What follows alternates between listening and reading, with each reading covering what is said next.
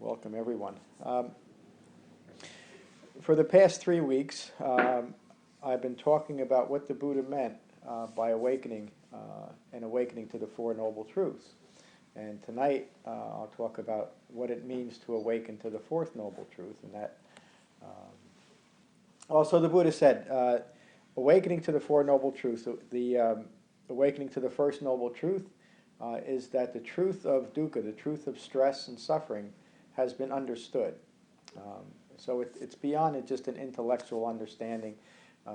It's a deep understanding based on the practice that I'll talk about tonight.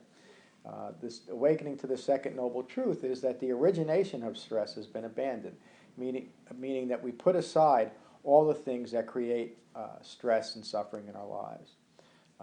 Awakening to the Third Noble Truth means that the cessation of stress has been experienced. We've actually had that experience of putting aside the cause of stress and experiencing that peace and that clarity of living without constant stress, without the constant distraction to stress. Awakening to the Fourth Noble Truth means that the path leading to the cessation of stress has been developed, meaning that we actually took to this practice.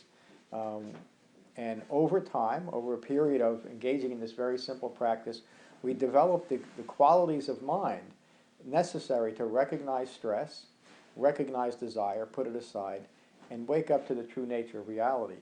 So it almost sounds trivial when you think that for 2,600 years, the teaching is all about getting rid of stress in our lives. And if you look at it that way, it is pretty trivial, and it also seems pretty self-centered. Why should I spend all my spiritual energy on getting rid of stress? Well, the point of that is, it's because of our preoccupation with stress and all of its manifestations that we remain in ignorance. It's because of constantly trying to chase after what makes us feel good and avoid what gives us pain and suffering that we don't recognize what's behind that. So stress is the veil blocking ourselves from who we truly are. And that's why it's so important. And that's why the Buddha was only concerned about teaching how stress originates, how dukkha originates, and how to put it aside. Because beyond that is who we truly are, beyond that veil of stress. And so the path leading to the cessation of the experience of stress, leading to the development of that, is the Eightfold Path. And the Eightfold Path is a very simple moral and ethical and concentration framework of how we live our lives day by day. So it's a very methodical and practical way of living our lives. There's nothing mystical or magical or esoteric about what the Buddha taught. So if you do this, do it wholeheartedly, meaning just do it as best you can. And eventually you'll recognize the true nature of reality. And you'll be able to live in peace and clarity. You'll be unaffected by all the things that drive us nuts. Mindfulness is something that everybody's throwing around today and for the last 10 or 15 years. And mindfulness is usually a good thing. We can be mindful of things that aren't so great, meaning holding in mind things that are hurtful. But basically it's used today in a wholesome way. But the mindfulness that the Buddha was talking about is holding in mind, moment by moment, the practice of the Eightfold Path so that we develop the qualities of mind to awaken. Again, the whole point of what the Buddha taught, coming down for 2,600 years, is how to awaken. And we awaken by putting aside those things that block the true nature of reality from ourselves. Dukkha, that's dukkha is that one big word that covers everything. But it's that thing that we preoccupy our lives with. And if you think about most of where our thoughts go, our thoughts go to what we want that'll make us feel good, or what we want that helps strengthen our identity of ourselves, or those things that we think we need to keep away to be healthy and secure in ourselves. Most of our mental energy is put towards that. So the Buddha is saying, shift your thoughts, shift your actions away from that preoccupation with fulfilling your desires, and put your focus back on removing those things, recognizing and removing those things that bring up stress in your life. which is desire. So the second noble truth is often stated that craving, clinging, desire is the origination of stress. So, with the Eightfold Path is designed to get us to recognize that craving, clinging, desire, how it comes up in our lives, and give us the qualities of mind to put it aside. The first factor of the Eightfold Path is right view. And initially, right view is just the understanding, almost an intellectual understanding, like, okay, the Four Noble Truths make sense. I'm going to get into it a little bit deeper and see if it'll actually lead me to the cessation of suffering, actually lead me to awakening. It's just an intellectual understanding. Ultimately, right view encompasses the whole path, that we see things clearly. So right view really means that I see reality as it truly is, and I understand the true nature of reality. When the Buddha awakened, he attained right view. He saw things clearly, and that's what this path leads us to. The second factor of the Eightfold Path is right intention, and that really means just that I have the intention to wake up. I'm going to do what's necessary. But we have to generate that intention. That doesn't come naturally to most of us. We're so distracted by stress, and we want to stay in that. We want to keep that identity of this personality that's living within all this stress, all this dukkha. And it's hard to turn away from that. But if we generate the intention, it's just, there's a way to do that. If we generate that intention, then we start moving in the direction of awakening, of putting aside stress. The third factor is right speech. And right speech is basically speech that doesn't hurt anybody, and it's necessary speech. We don't engage in gossip. We don't talk about people. We don't talk about how wonderful we are. We don't brag. It's wholesome speech. It's sane speech. A good way of looking at right speech is how the things we tell ourselves. And what comes out of our mouth is a good barometer of how I'm doing spiritually. If I'm always engaged in arguments with people, if my mouth is always talking about other people, that's not right speech. And it means that I'm terribly distracted. And the only reason that that's part of the Eightfold Path is to recognize it. When our minds calm down enough that we can take a look at ourselves, we recognize that we're engaged in wrong speech. What do we do with it? We change it. We start speaking in wholesome terms. We start telling ourselves wholesome things. We stop lying. We stop hurtful speech. We stop gossiping. We move our lips when it's necessary, and we keep our mouth shut when it's not. That's right speech. The fourth factor is right action. Right action begins with not killing, but then it goes a little bit deeper than that. We engage from taking things that are not freely given. We refrain from sexual misconduct. We engage in wholesome activities. That's right action. It sounds very simple, and it is. It's very simple and very direct. The next factor, hello, Maura. Welcome. The next factor is right livelihood, and it's kind of like right action, but it's specific, that the way we make a living should fall within these moral and ethical guidelines. When I first came across right livelihood, I said, well, isn't that covered in right action? And the reason why the Buddha included this is he recognized that people that were otherwise engaged in moral and ethical activities, if it had to do with putting food on the table, would sometimes act immorally and unethically. That in their mind they could justify it. Well, my kid's got to eat, but it's just as damaging to ourselves. So right livelihood, and also there's a very positive aspect to all of these things. I want to engage in a livelihood that adds to the common good, that helps people. That's right livelihood. Right effort is the next factor. Right effort means that I'm taking I generate the energy and the time to engage in spiritual practice, that I do the things that are necessary. So it certainly is meditation practice, but it might be spending some time reading some good literature that helps inform us of this practice. Right effort. The seventh factor is right mindfulness. So the Buddha pointed out that there's right mindfulness and there's wrong mindfulness. What are we holding in mind?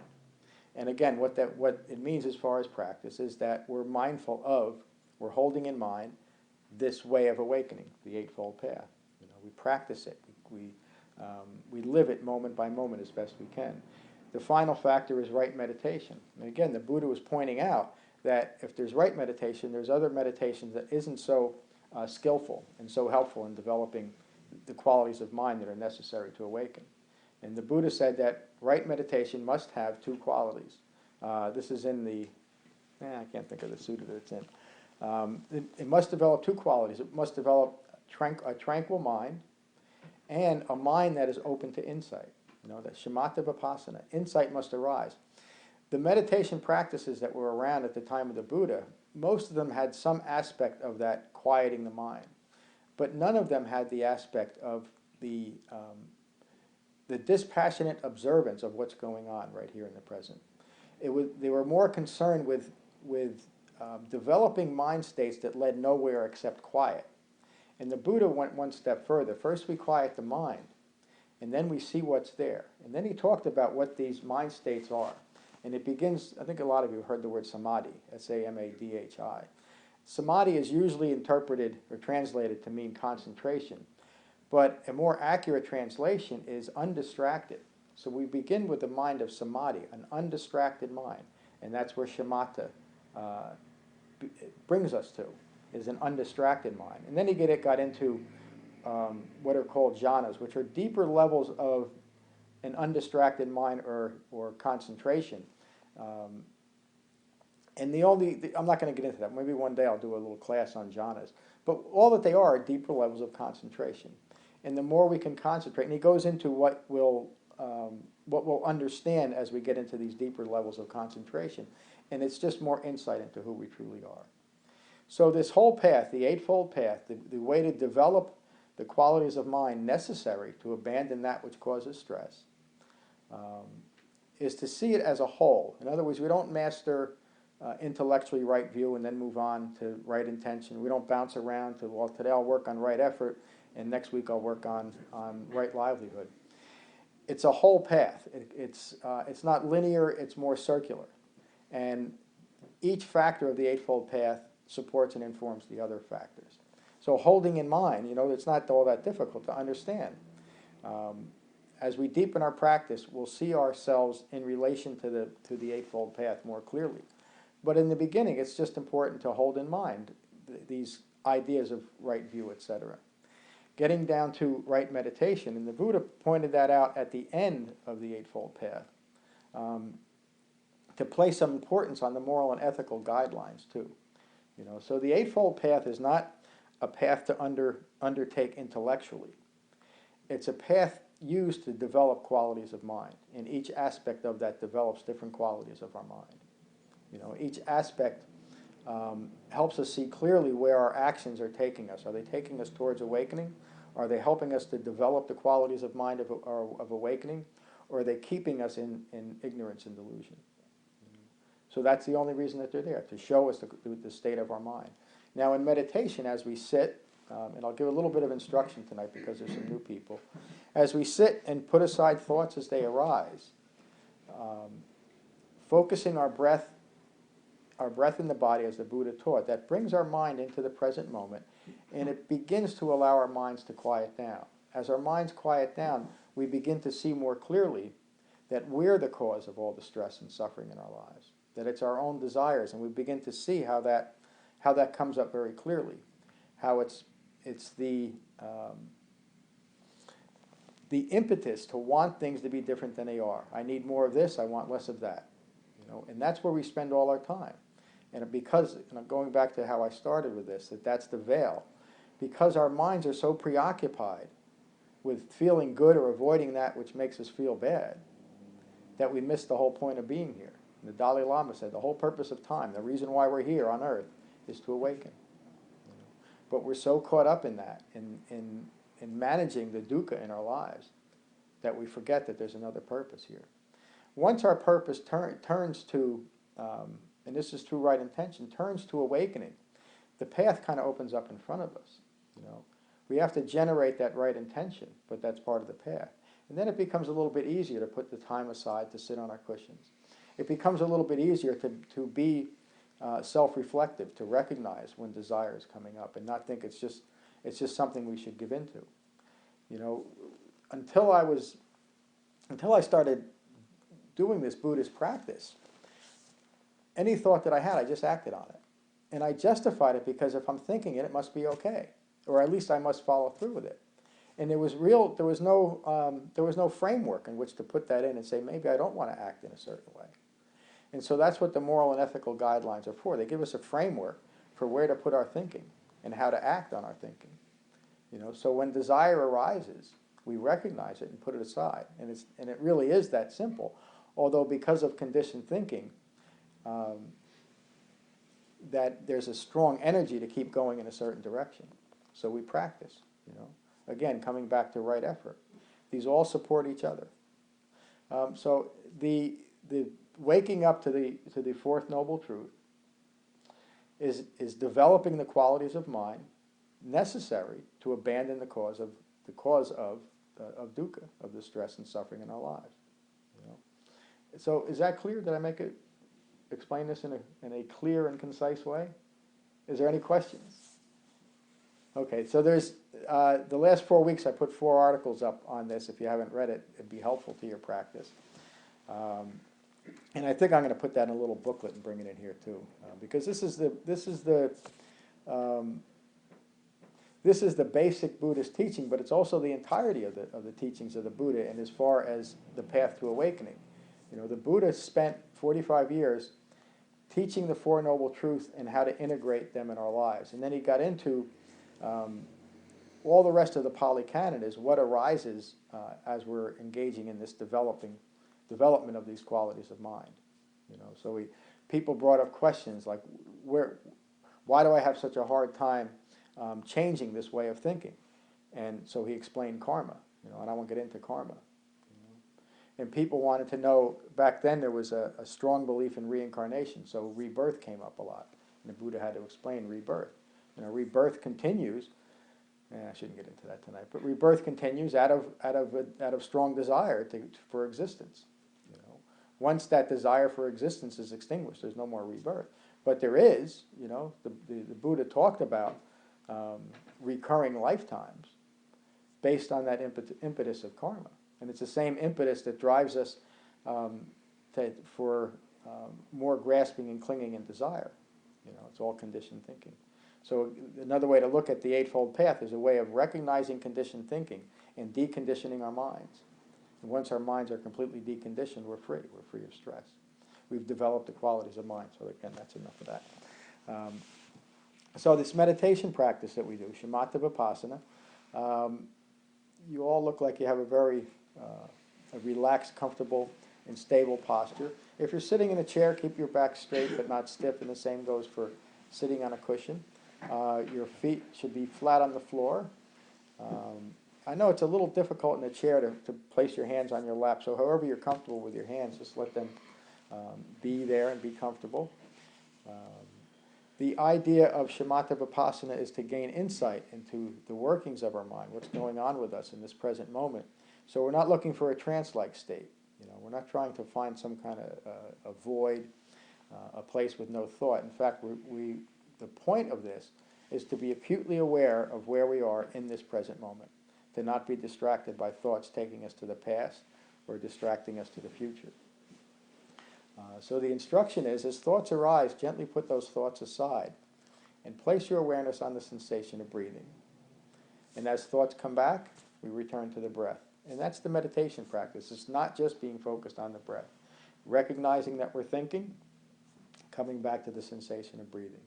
And we do we focus on the breathing through the nose because that's where most people can pick up the sensation easiest. So if you want to gently close your eyes, gently close your mouth, and just take a moment to notice the sensation of breathing in your body. Most of us never even recognize that we're breathing. So just become acquainted for a moment or two, what it feels like to breathe, breathing through the nose. And breathing through the nose, you may notice that the air is slightly cooler on the inhale and slightly warmer on the exhale. If you can pick up the sensation of breathing right at the tip of your nose, place your awareness there. Just spend a moment or two just being aware of what it feels like to breathe. Be mindful of that sensation of breathing.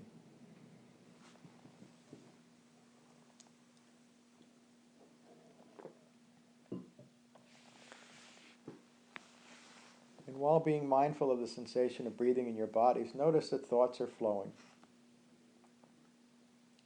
And if you find yourself distracted by your thoughts, being caught up in a story, just recognize that you're thinking and place your awareness back on the sensation of breathing. And that's meditation.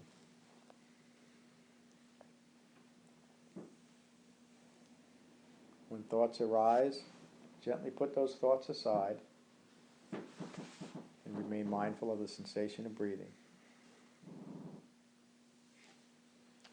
Take a moment now to notice the quality of your mind. Be at peace with your mind.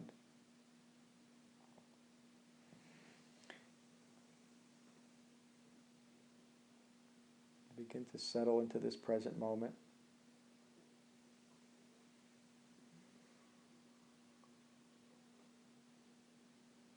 Now is the time to meditate.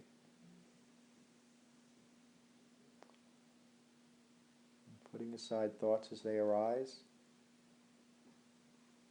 remaining mindful of our breathing. We'll meditate for 20 minutes.